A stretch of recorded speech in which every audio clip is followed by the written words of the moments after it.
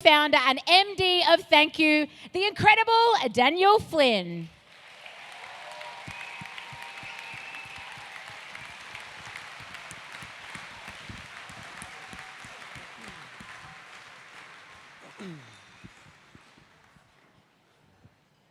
Wow. I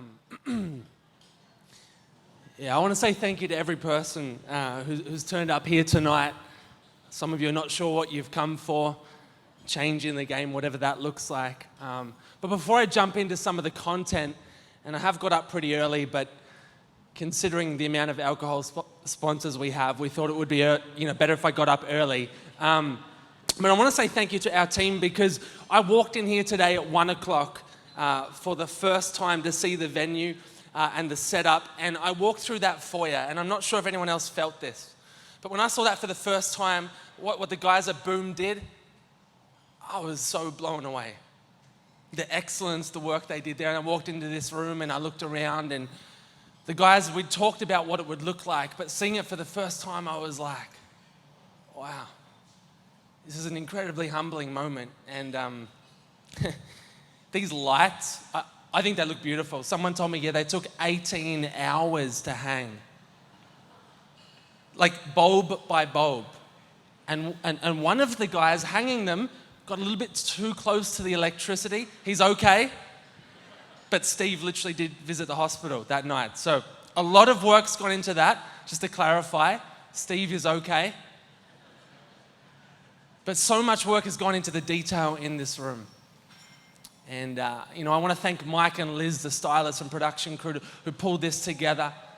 And it's remarkable. To Kim and to Sarah and Julia and our team, you have done such a remarkable job pulling together our first big gala like this. This is our first attempt at it. And it's actually harder than it looks. I'll just put that out there.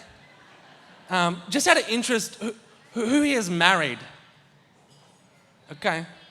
Do you remember doing your seating plan at the wedding?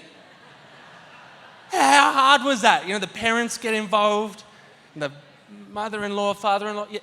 I've got to be careful because my parents are up the back there, and I love them so much. But it is a tough gig doing the seating plan, and that was the one thing I had a little bit of involvement in, and it was stressful. I'm like, man, where do you put everyone, and how's it look, and how does it work? And I just want to say this. At Thankyou, we equally love everyone in the room, no matter where you're sitting. Okay, hang on. I actually heard a lot of laughter up the front because I think these guys are thinking, yeah, he means us. But just so you guys know up the front, we put the people up the back who are a little more secure, basically. So the back of the room, they know how much we love them. Yeah. So I've offended everyone. My parents up the back, they know I love them, and all of our parents are Justine's parents, Jared's parents. Jared and my old school, the school we went to, Donvale, they've got a table up the back. Yes. Now, I just want to put this out there. At school, due to my height, my shirt would always come out. And at our school, you get detentions for that. And I just want to be clear, there is no link between that back table seating and the detentions I got back at school. I do honestly love having you guys here. But I think the hardest person in the room to seat was the person, and there's always that one person who was going to drink a lot of alcohol. You're thinking, how do we know who that one person was? They wrote under dietary requirements, lots of wine. For real. Yeah, okay, someone. So it's kind of hard pulling it together, but we do value every person in this room. And, I stand here on behalf of Justine and Jared and our other non-executive directors, Graham and Craig, who've joined our team. And I stand here on behalf of our whole team, so excited in anticipation for what is to come. That video that kicked off at the start of tonight was a little bit of our story. Some of you know it well. Maybe some of you have heard it for the first time tonight. But the Thank You journey has, there we go. Began with water. This really simple idea. As Koshi so eloquently put it, it's a bit of a dumb product. But this simple idea of taking the money that we already spend and turning that into something more valuable and something more powerful. A bottle of water where 100% of the profit will go to funding a water project. Such a simple idea, and then it grew over time. It grew to become a food range, which hopefully some of you eat from time to time. With Callum Han, who won MasterChef All-Stars as our CTO, our Chief Taste Officer. Yeah, Callum's here tonight. We love a big title at Thankyou, but our food range exists to fund food programs, and then our body care range existing to fund health and sanitation projects. The idea behind this is that when it comes to sustainable development, communities do need access to water. It's a foundational building block. But then they need access to food, hygiene, sanitation, and on some of the early trips that Justine, Jared, and myself did, we thought, Thankyou is bigger than water. It's bigger. We can't walk away from a community thinking, yeah, cool, it's done. A well has been funded. There's more. And so we chased this crazy dream to have multiple products, and over time, it kind of grew. To date, we stand here with literally hundreds of thousands of people having access to water, health and sanitation, and funded over 19.1 million days worth of food aid globally, and over 60,000. Thank you.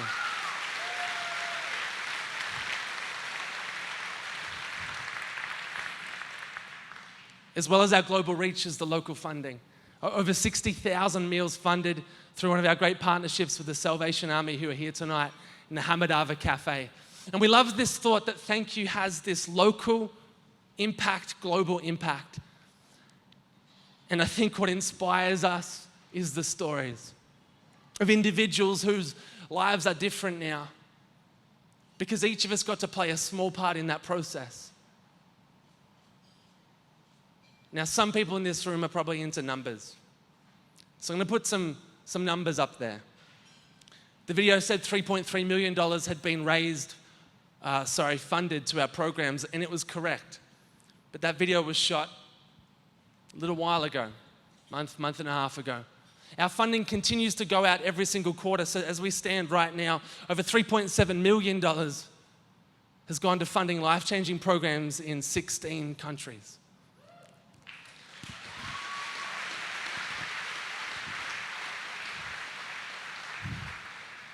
These early years were crazy.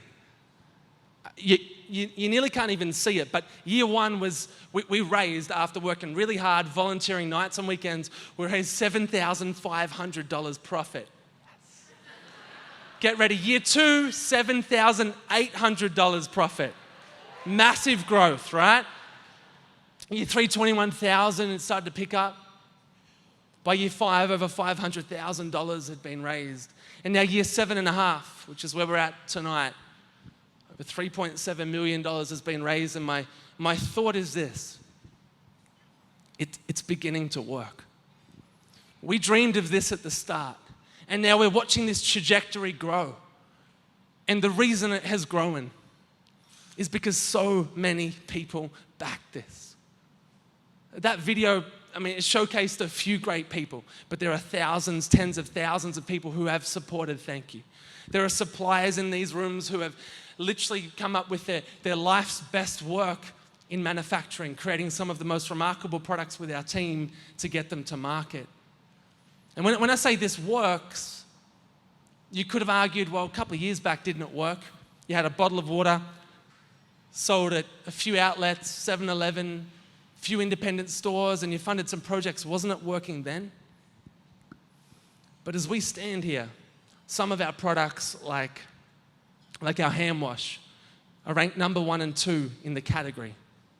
This is at the supermarkets, we're talking Coles and Woolworths, outselling every global competitor. And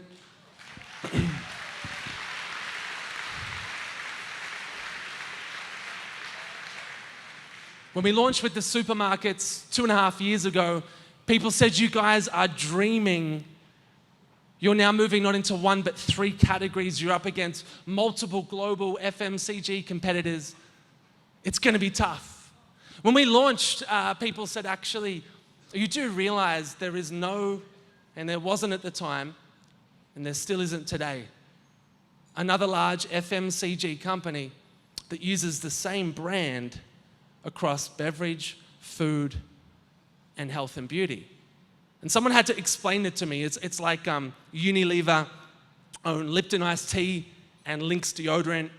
There's not Lipton deodorant. Does that make sense? Who would buy Lipton deodorant? Yeah. So it's this idea that you have separate sub-brands, but we said, no, Thankyou is bigger than that. It's not about the product. It's about the idea. It's hit a tipping point where hundreds of thousands of people are supporting it online. What launched with 14 products at Coles and Woolworths, now there's over 38 products on the market. People coming up before going, oh, I used the product, I had a shower with it today, and it's like, thank you for telling me that. It's, yeah, the brand does get pretty close to you, but this idea is working. So we think now it's time to scale it, to take it to that next level. But herein lies our greatest challenge. See, we did something a little bit different at the beginning. We said 100% of the profit will go to funding aid and development projects. And to give you our structure simply, we have our business, Thankyou Group, Proprietary Limited, and it's 100% owned. I didn't think about this analogy. It's 100% owned by our charitable trust. So, the business is owned 100% by the charitable trust. There are no shareholders, no investors, no founders or directors can get any profit. It's a unique model that has won some awards in the space, but essentially it means that we can say to the consumer, when you buy that product, after all the costs involved to make it good, every cent left funds life-changing projects. And it's a really, really cool claim because people go, yeah, I'm in. The challenge, though, is how do you scale that? Because when a business idea is working, and when we look at our product competitors, they do have access to million, maybe billion-dollar investors, which is fine. It's just that Thankyou, we haven't and we won't sell out any percentage share for equity or investment. We want to keep it 100% for impact. So then we're figuring, well, how do you scale? How do you go to new countries? How do you go into new markets that do need money and funding? And then we had this idea. Now brace yourself, because we're all going to be hopefully part of this idea. It's an epic little crowdfunding concept. We thought, what if the people that purchase the product, you and me, what if we could scale the future of Thankyou into new markets, into new countries? So we go from people who buy a product to fund impact to now being able to make a small contribution that sees the success of this idea go far beyond many of our wildest dreams. Before I tell you how we're doing this, I want to say something. Why? We live in a world where right now 1 billion people are still living in extreme poverty. And it's a big number, and it sounds like a scary number. But the reality is, back in the 1990s, it was at 2 billion. It's dropping. The global goal is for 0 people to be in extreme poverty by 2030. It's an ambitious goal. But we see Thankyou as an idea, along with many other great organizations that could be part of this solution. While 1 billion people are living in extreme poverty, together, we are spending literally hundreds of millions, actually billions, every year on consumer product. What if we could find a way to tap into that market? At Thankyou, if you walk around our office, we have something we talk about. We say, number one, the product must be better than competitors. Why? Well, because if it was just about the cause, I think most of us, or maybe even me, would buy it once. We think, cool, that was good, it felt good to do something good. But then we go back to the product we actually buy and we actually like. So at Thankyou, we talk about making remarkable product, and that is tough. But we got some market research done recently by a group in the room who donated $30,000 of research. And they came back to us and they said this. I sat in the meeting and I was a bit nervous. They said, so here's the feedback. You guys are a cool brand. And I'm like, cool, they're using the sandwich approach. But only 46% of people who buy a Thankyou product actually know about the cause. Yeah, first it sounds a little bit discouraging and we've got some work to do telling more people about this. But it's actually remarkable. It says 54% of people buy Thankyou products just because they're a good product, which validates that concept of making remarkable product. Because when I bump into people, and I bumped into someone tonight who said, man, I loved the products, but I didn't know about the cause, and now I do. And the excitement that brings. So that is the exact same model we take to the future of Thankyou. But before I get into product, I want to talk about a crowdfunding concept that's a little bit different to something you've seen before.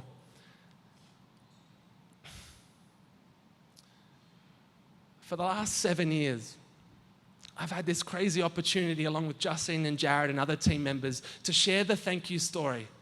And it began talking at schools, universities, and then it kind of grew. Many of you sitting in this room are from corporate organizations and literally some of the biggest companies in Australia that I've had the chance of coming to speak to your teams at, not just here, but around the world. And as we started doing more speaking out in public and the corporate speaking, I found myself like standing beside other speakers. I'm thinking, oh, I remember you. Yeah, you're the Olympian. Oh. Singers, millionaires, billionaires, these incredible people. And I'm going, how are we getting in the room? Pinching myself in the speaker's lounge. And as I share the story, part of me is thinking, oh, in what room does the story kind of not work? And what I mean by that is, it works in these schools, and we've spoken in front of 180,000 students in the last 12 months through face-to-face or video. Speaking to literally not just tens, but hundreds of corporate organizations, and I'm thinking, this story, people seem to get something for it for themselves. And then I found the room where I'm like, yep, this is it. This is where the story fails. And I don't know why I thought that. I was kind of expecting it, but I rocked up on a Thursday evening to the convention center here in Melbourne, and I'm standing in the lift, and I was like, wonder where all these people in bow ties are going. As we got out of the lift, they followed me. And I got there and I was like, ooh, this looks like a black tie dinner. And I had skinny jeans and a t-shirt and my little blazer on, and the event organizer and I had a little chat, and I found myself at table number 1 where the speaker sits, and as I sat there, I literally felt like I was visually offending maybe 200 of Australia's leading directors in probably the most senior room I've ever presented in. And as I got up, I was so nervous. And as I shared, people laughed and thought, well, they're laughing at us. We've got some pretty crazy stories there. But then afterwards, I was shocked. People coming up saying, thank you. Thank you for what you taught us tonight. I'm thinking, what could we have to teach a room that really we have so much to learn from? And it was after all of these experiences that I did something. I spent the last year and a half on a little project writing a book. And the book is titled Chapter 1. Now, for those of you who are into marketing and stuff, The way my brain works, I think this: no, don't write the book yet. Wait. Wait till it gets bigger. Wait till the story is actually a legitimate household name in Australia, maybe globally. Just, save it for later, maybe a decade or two. And that's a thought. But as I sat down and wrote this story,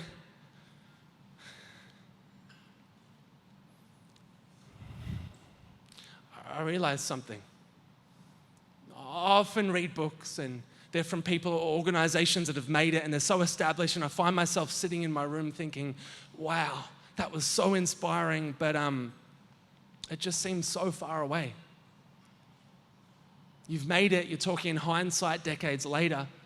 We had this idea, what if we wrote this book chapter by chapter? And I realized chapter 1's a bit of an odd title. You'll find the term chapter 1 about 3 or 4 pages into every book around the world, but we put it up the front because this is no ordinary book.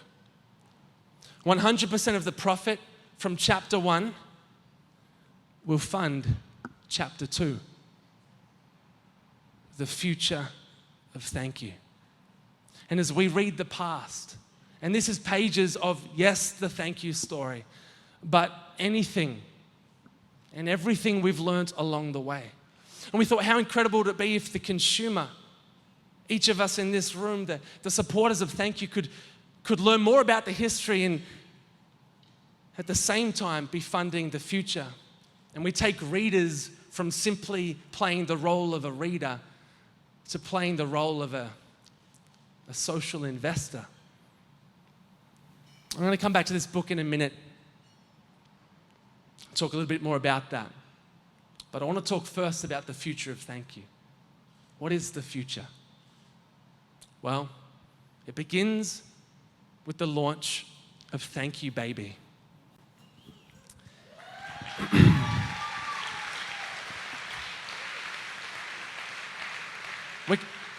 We're kicking off with a dermatologically tested, and that's a hard word, body care range.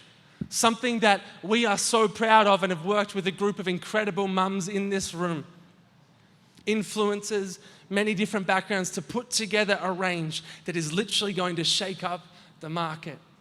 But it didn't just stop there. We then discovered there's 46 points of improvement in a nappy. We looked at the nappy market and discovered that there's one player who's got a pretty good share of a $600 million market, and went on an interesting journey to develop the Thankyou nappy.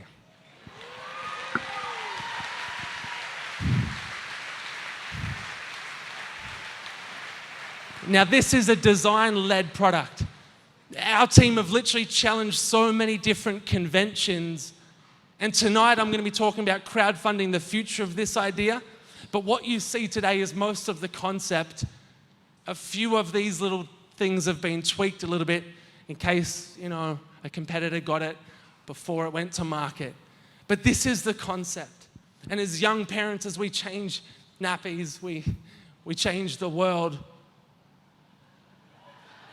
This is the disposable nappy. But then we also developed a reusable nappy. Now,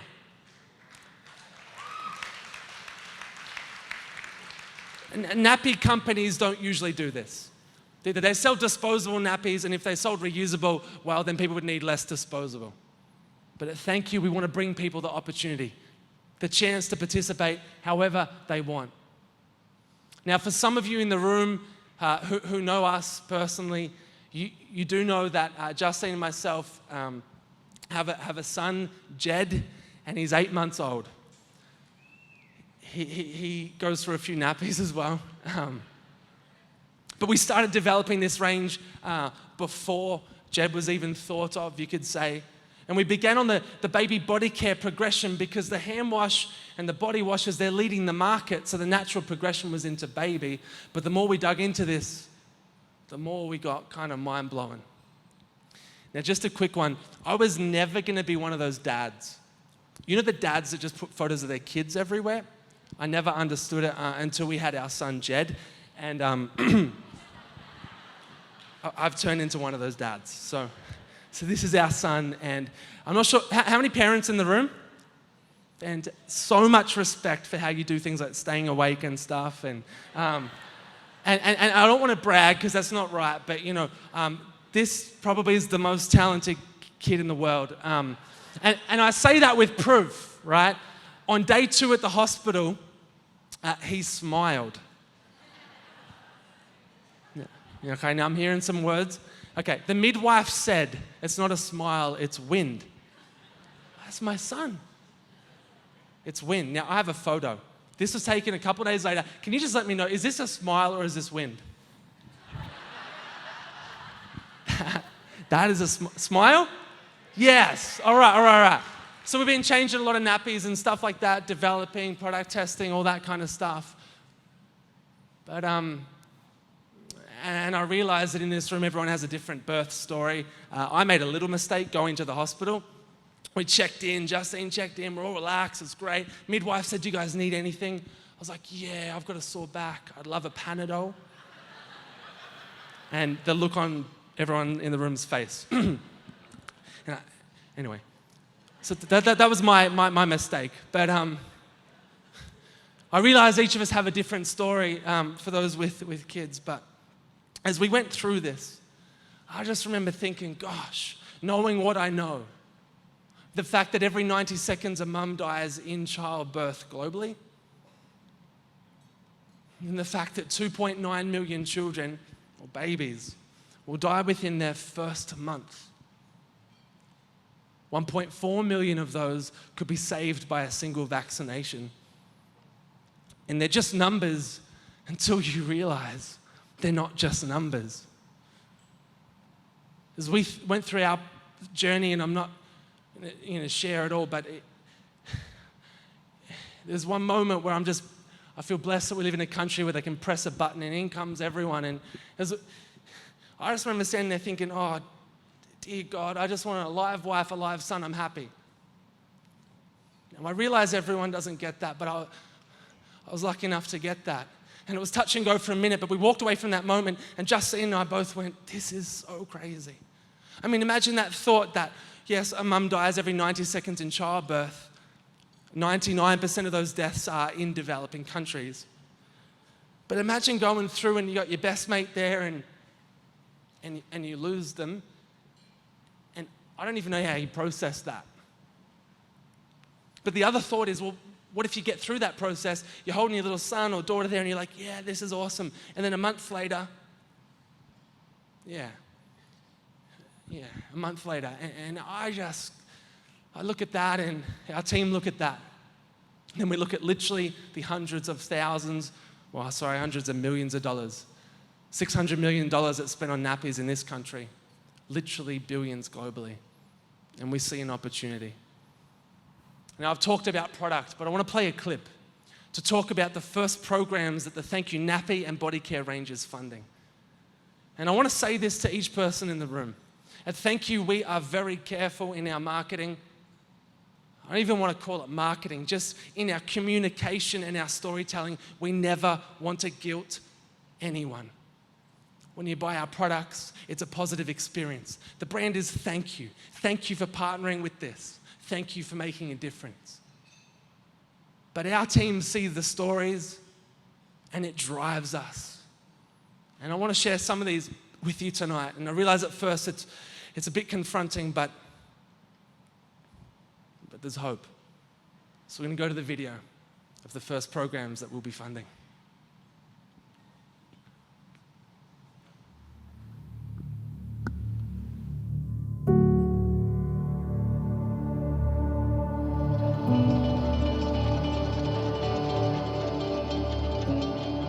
So when my parents got married, my dad was 13, my mom was 11, and then they had, first baby when my mom was 16, and then, during her childbirth that she had a long labor, and then my sister was, very tiny and she born at home.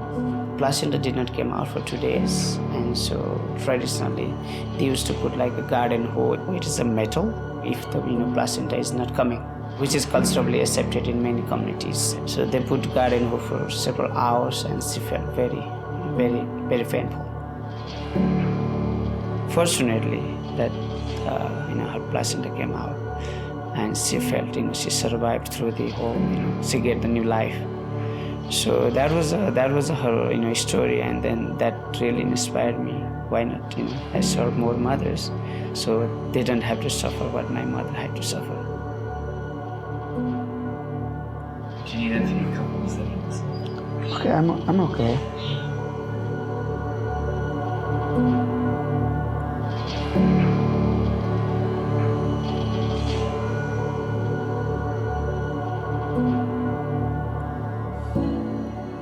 Many women in the community, they have to travel, several days in rural areas to give the safe birth to, hours, takes like 7-8 hours to get to the nearest, birthing centers or nearest hospital.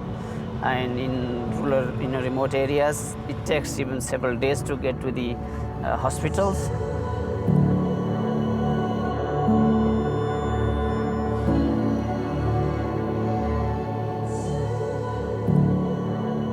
For both mom and baby, it is very unsafe to have a home birth. And home birth is, as you know, it's unhygienic, so that leads to the vulnerability for the woman.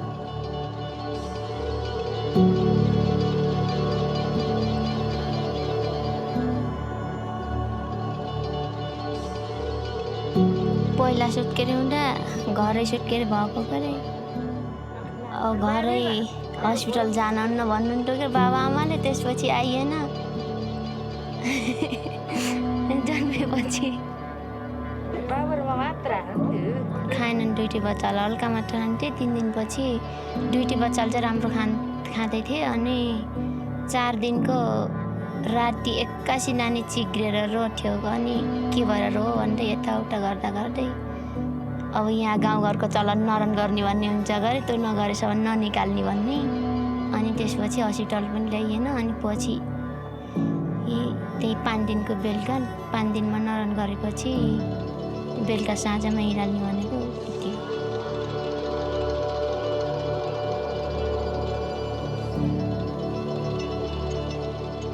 भएको एउटा बच्चा छैन के एउटा बच्चा छ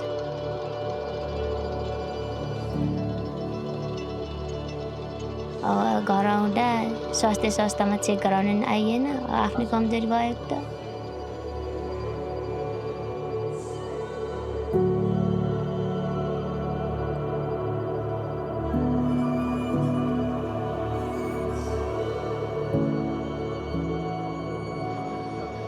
One Heart has a long history of working in maternal One Health. We work with local communities, where the really a change maker. We also upgrade the health facility because the need is so great in remote areas.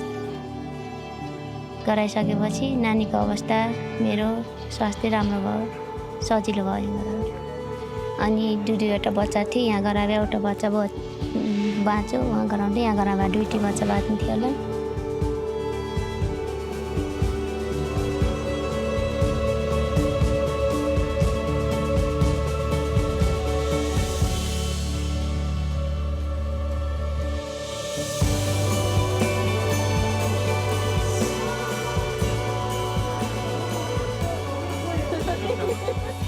अब गाउँघरमा hospital medical केही पनि हुँदैन टाढा टाढा जाँदा बच्चाको आमाको ज्यान खतरा हुन्छ यहाँ आउँदा सजिलो हुन्छ आमा बच्चाको ज्यान बच्ने भयो नजिक भएपछि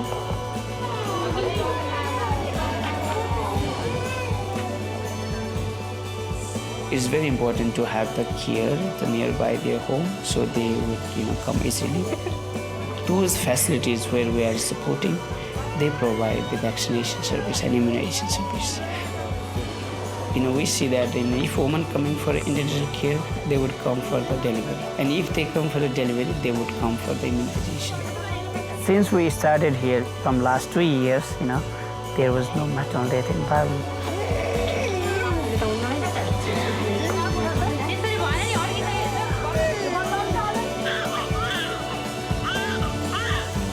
चेक गर्न जानुपर्छ यसो गर्नुपर्छ भनेर चेक गर्न जाने राम्रो स्वास्थ्य आफ्नो र बच्चाको स्वास्थ्य सजिलो हुन्छ चेक गर्न जानुपर्छ भन्छ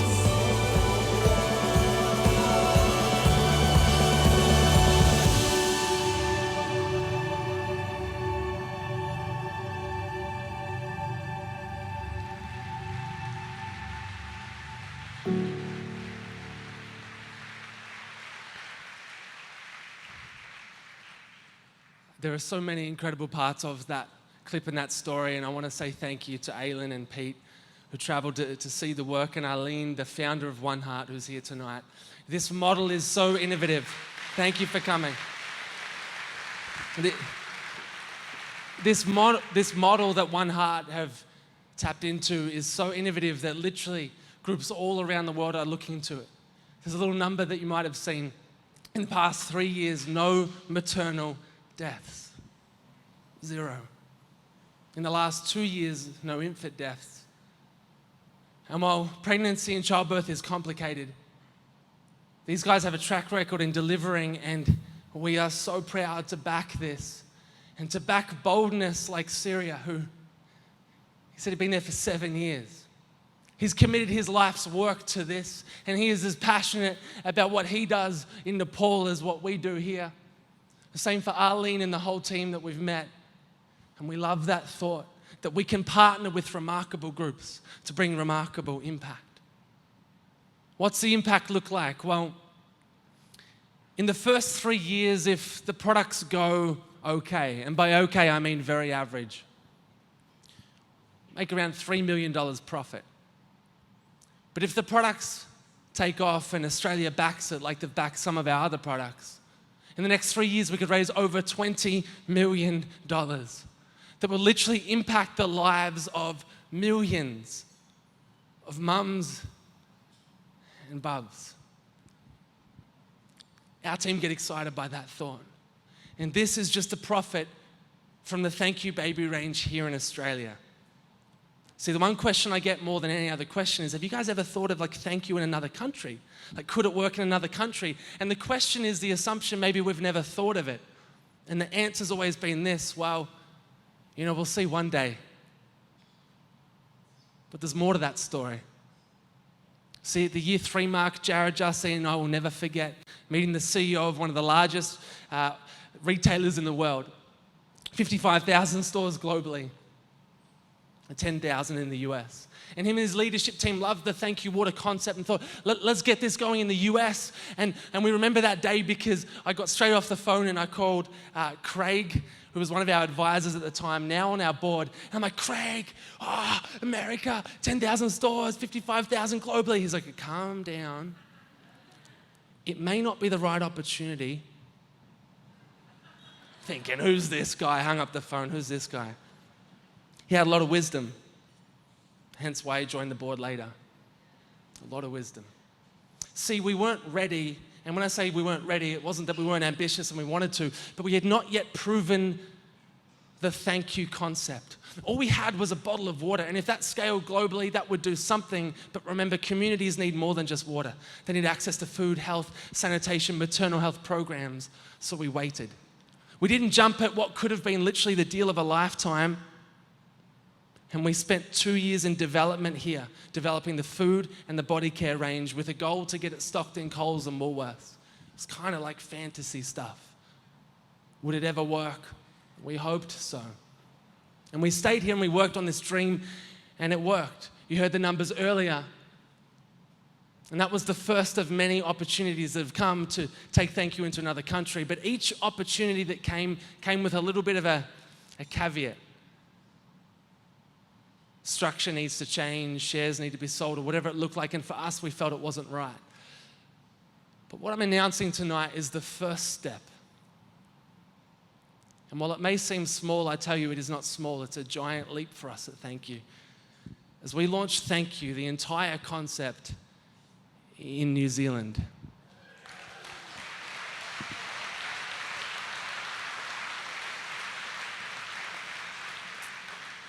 At Thankyou, we've only proven part of the proof of concept, that Thankyou works in one country. Now it's time to see, can it work in another country from the ground up? I'm not talking about shipping some of our product over and just hoping our Kiwi friends buy it. No, I'm talking about local product, local team, starting this up, launching something that could then maybe one day be replicated elsewhere. And we love this thought that what if 2 of the smallest countries who bat above our weight in sport and music and entertainment, I'm not going to talk rugby, but we do. We're innovators.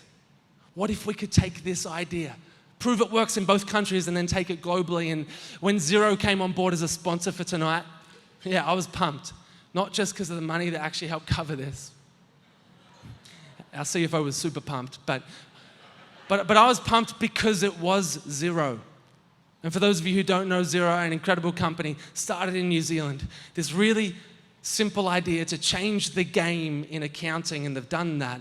And now it's scaling globally at rapid speed, and we look up to that. And we look at models like Xero, and we're like, that's incredible.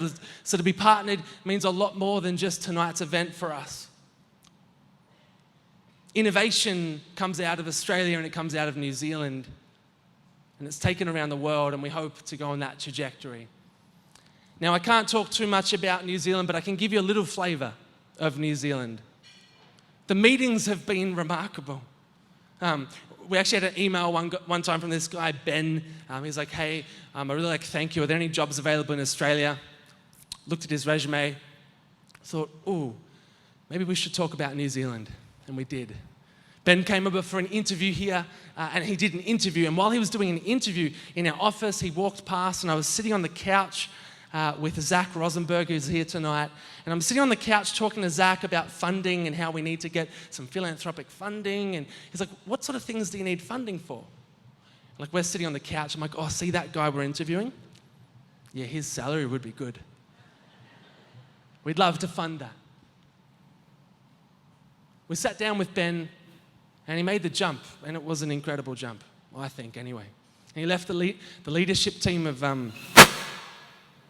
whoa, big anticipation, Ben, for you. Left the leadership team of Unilever New Zealand to head up Thankyou New Zealand. A very bold move. We can only promise him a few months of salary, and hopefully we'll raise the rest. And he made the jump, and Ben and I have gone to meetings with some of our team, and it's been amazing. We've walked into retailers, and we met with one of the biggest supermarkets there, and I wanted to show him how professional we were, and we turned up at the meeting, and I forgot the product. I left it in my hotel. So we pitched to the largest retailer in New Zealand with no product. So from there, I made Ben director of taking product to meetings, which you'd think would be a really clever thing, until we met the next supermarket. And guess who forgot the product? Ben did!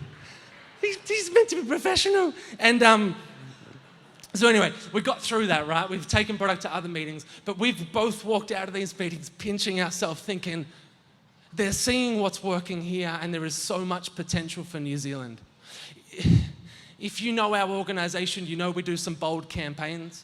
And we are in preparation right now for our boldest campaign ever. It's not tonight, but it's the New Zealand campaign. We don't have funding for it yet, but if we get it, we're going to launch it and do something in that country that will make a remarkable impact globally. So I've talked about two things tonight.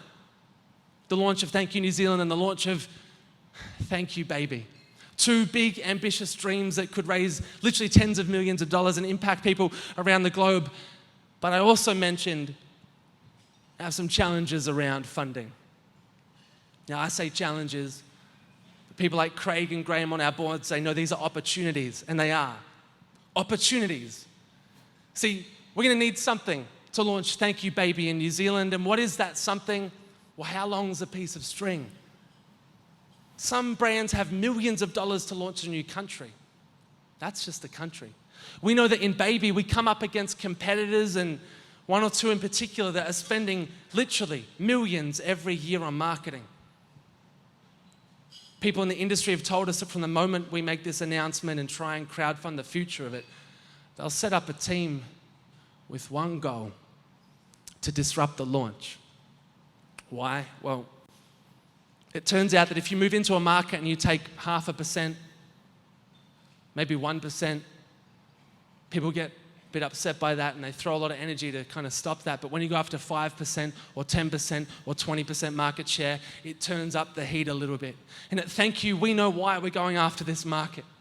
I showed you that first clip of the programs that we aim to fund, but that is the first of many. So we know we can't walk into a market with nothing. So we sat down as a team, and we are resourceful as a team. We thought, how much do we need? $10 million, $20 million, some big numbers thrown around. We settled on, I forgot to talk about that. Once we launched Thankyou Baby in New Zealand, or there's something else coming? And there's a question mark there simply because before we get too excited about the future, we need to take it one step at a time. We need to prove to you that this is worth funding, that we can deliver results to your contribution. So Baby in New Zealand, we've worked out that with $1.2 million, it's a lot of money. We can launch both of these and take on these markets. And in some respect, it's not a lot of money, but in other respects, it's a heck of a lot of money. Like when I'm driving here thinking, 1.2, this is scary. And it is. The aim is to raise this money, some of it tonight. But we launched this idea here and over the coming days and hours to our social networks and to the rest of the country. But $1.2 million is a lot of dollars. And remember I mentioned something about a book? When you buy chapter 1, you are funding the launch of Thankyou Baby, the launch of Thankyou New Zealand. Cool concept, and then we discovered that a best-selling book in Australia sells around 5,000 copies and would be lucky to make $10,000 to $50,000. So we thought, okay, 1.2 is a lot of money. It's a lot of money. But remember I said this is no ordinary book. I'm going to make an assumption in this room. And the assumption is this, that for every book you've ever read, you read it left to right, spine on the side. But at Thankyou, we did something a little different. We flipped it to launch with spine on the top.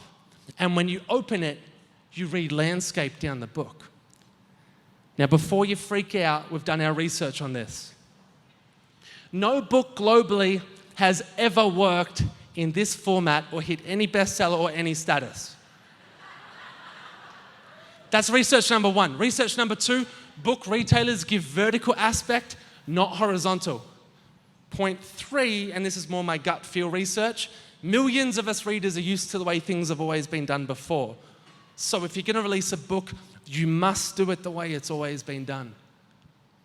But at Thankyou, our question is why? Because when we change one thing, it changed many things. The first is this, cut through. Let's just say hypothetically one of you in this room bought the book, you were interested, and you're at the airport reading it in an airport lounge.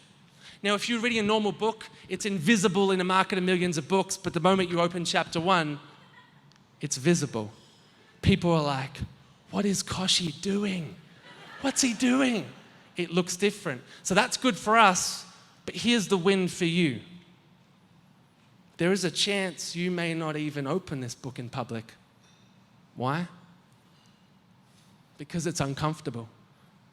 To step out and do something that other people don't do or haven't done is uncomfortable. And the premise of this book is to make your ideas and dreams a reality. You must be willing to get comfortable with uncomfortable.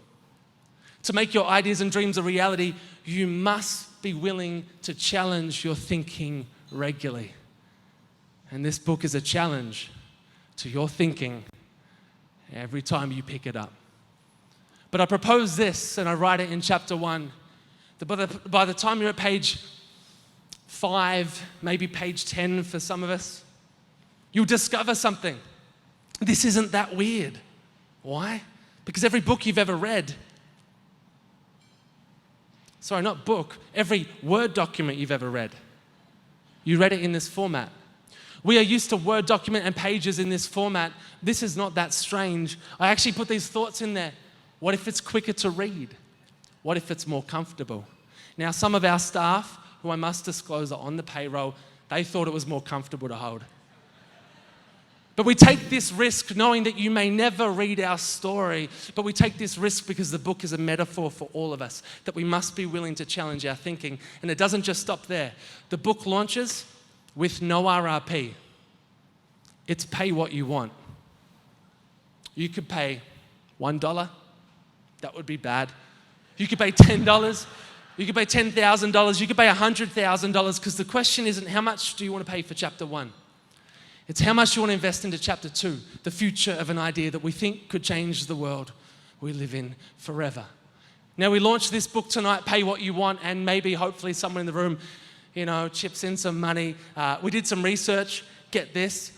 Guinness World Record, as of a week ago, we thought this, for the most paid for a new book was $147,000. And we're like, yeah, that person who wants lots of wine, they'll do it. Let's get the Guinness World Record guy down here. Yeah. So he was going to come down from Sydney, and we were going to do it, Guinness World Record. And then we found out one little detail, which is that every copy has to be 147 grand. And so we're like, yeah, we'll raise so much money. But we left it. However, if you paid $15 million for the book, which is much above our target, that is a Guinness World Record, and I promise I'll walk to Sydney, carry the guy down, and we'll hug together. I've actually overcommitted there. I couldn't do that. But this is Pay What You Want, and for those of you in the room thinking, okay, cool, in a gala environment, this is safe. Yes, it is. And then it launches on our website. Okay, cool, a little bit risky, a little bit edgy, but still safe. And then as of tomorrow morning, it appears in every airport in Australia and New Zealand, in a bookshop first, at Relay, Newslink, and Watermark, for the Pay What You Want price.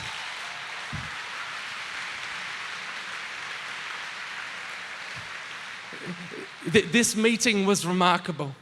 I remember sitting in the meeting pitching the book sideways, and everyone's like, yeah, but we need a game-changing partner to launch with a Pay What You Want price.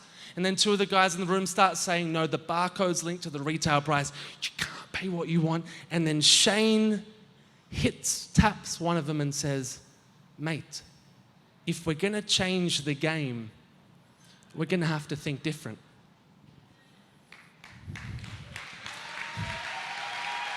And I sat there thinking, oh my goodness, I've spent 1.5 years writing this. You haven't even read the book, but you just got the whole concept.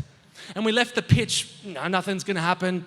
24 hours later, we get national ranging in every airport in Australia and New Zealand, in all 3 Banners stores. Now, they have 36,000 books a year pitched to them, and they take 3,600. So we're thinking, wow, one of 3,600. But once or twice a year, Relay clear the front stand of their store, and they put 1 or 2 titles there for an entire month. And of the 36,000 books a year pitched to them, they've given it to chapter 1.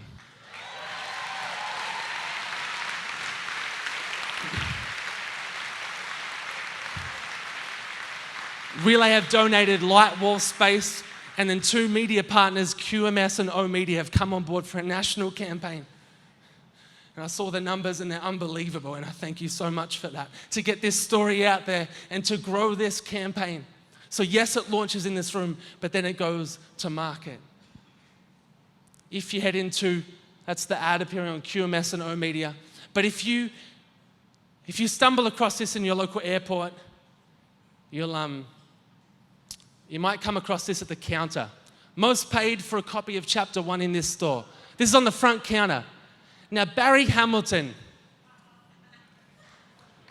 he pulled out of tonight, didn't he, Mark? Yeah, he pulled out of tonight. And yeah, he did. Yeah, he pulled out. Family stuff, we completely understand. But Mark, I thought maybe since he pulled out, you could deliver it to him. Now, Mark and Barry are our water suppliers, have been unbelievable to us. If Barry was here, you'd all know about it.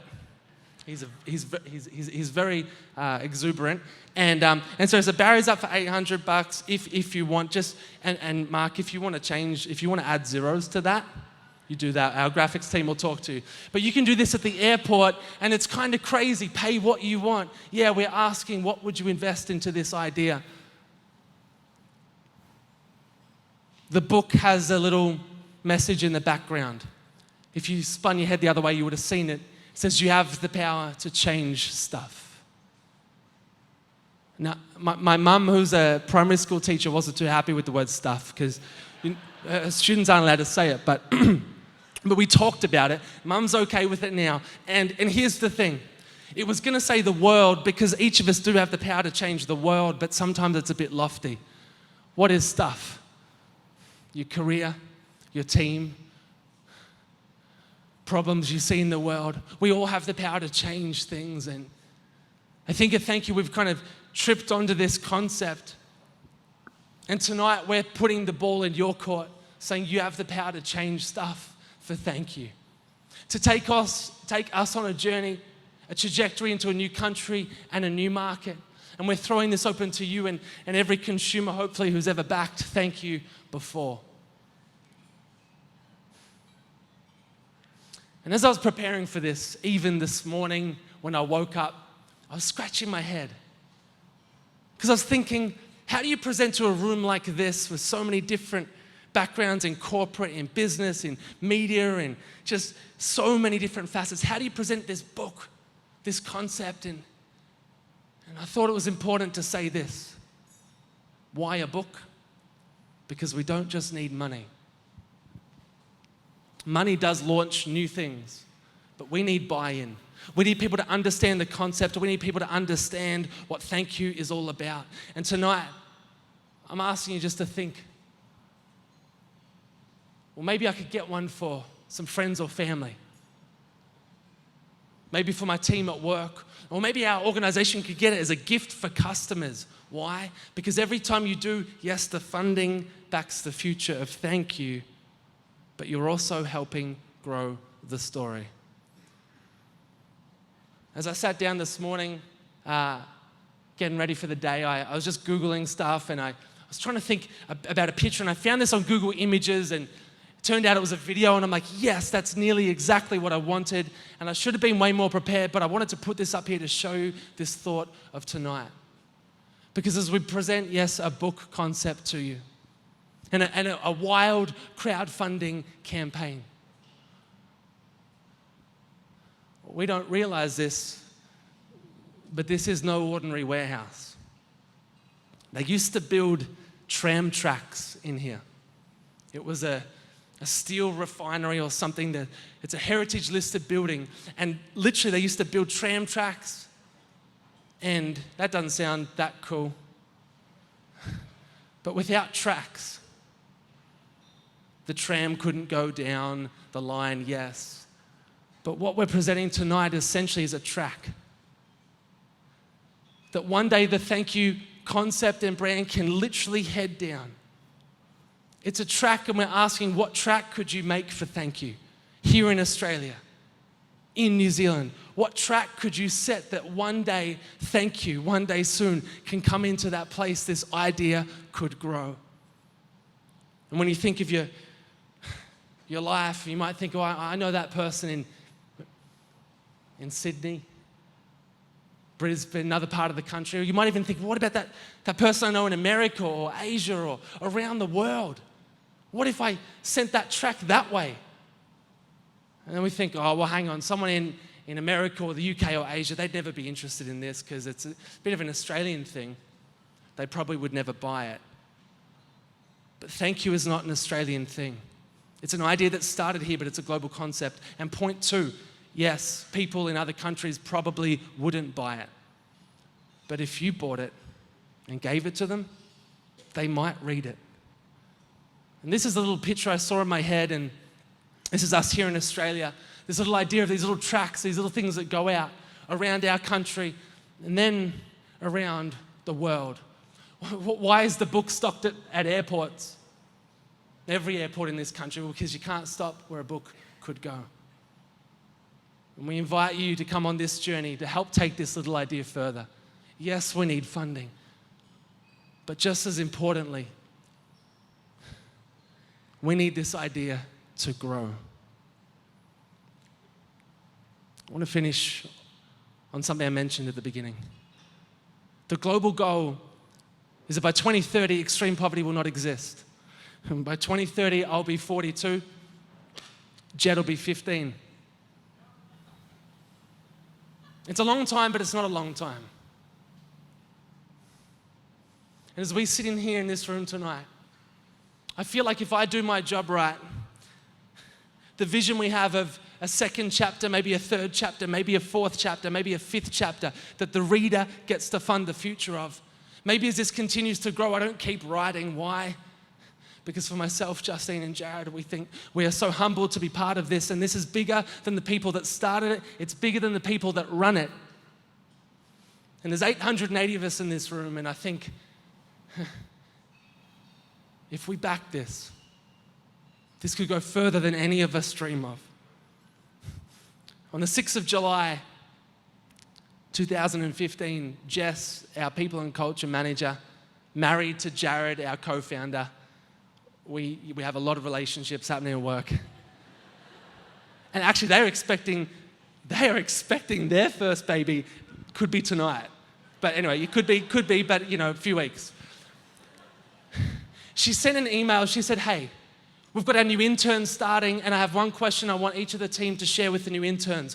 What would you one day tell your grandchildren about your time with Thankyou? The meeting started at 1:30 on this particular day. Now, at about 1:20, 1:40, I can't remember, Jed was being born, and I did have this idea the day before, we'll FaceTime in. We decided not to FaceTime in, but we missed the meeting. But I wrote an email a little bit later to our team saying, one day I hope to read a little book to my children's children.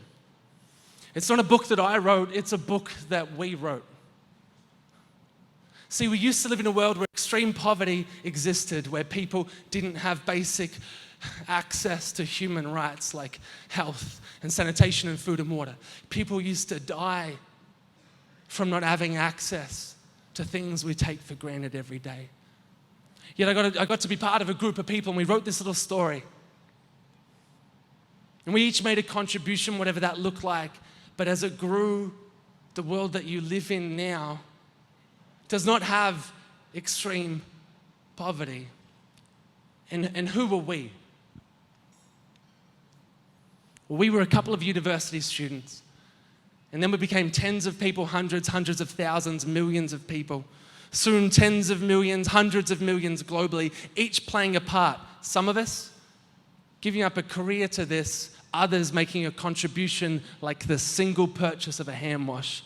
Yet each of us played a small part in seeing one of the greatest challenges we face as humankind eradicated. Our world's problems are complex. Thankyou will not solve everything, but it may play a small but important part. And I hand this dream and idea over to you, and maybe there'll be a second chapter. One more thought I have for you, and I forgot to mention it earlier. We are asking for your funding, and some may ask about tax deductibility, and do you have that? And if you buy this as a tool or resource for your organization, it's an expense, and you know what you're doing. But we don't have DGR status, which is where you make a donation, say $10, to fund maybe a vaccination or a bit of a water program. Instead, this opportunity is to take that $10 or that 100,000 and multiply that to launch a game-changing baby range, a whole new country, and then more, that will literally take that money and make that even bigger. And I know it sounds like a lofty dream, but there's a man sitting in this room who, once upon a time, he backed a bold little idea, a couple of kids who had no idea what they're doing. And he gave us $20,000, and it may not have been the most tax-effective thing he ever did. But he sits here today with 3.7 million raised and much bigger trajectory. And others have come on board to support our growth. But we've proven this at one level. We want to take it to the next. And we want to invite you. Enjoy dinner. I've gone way too long, but thank you.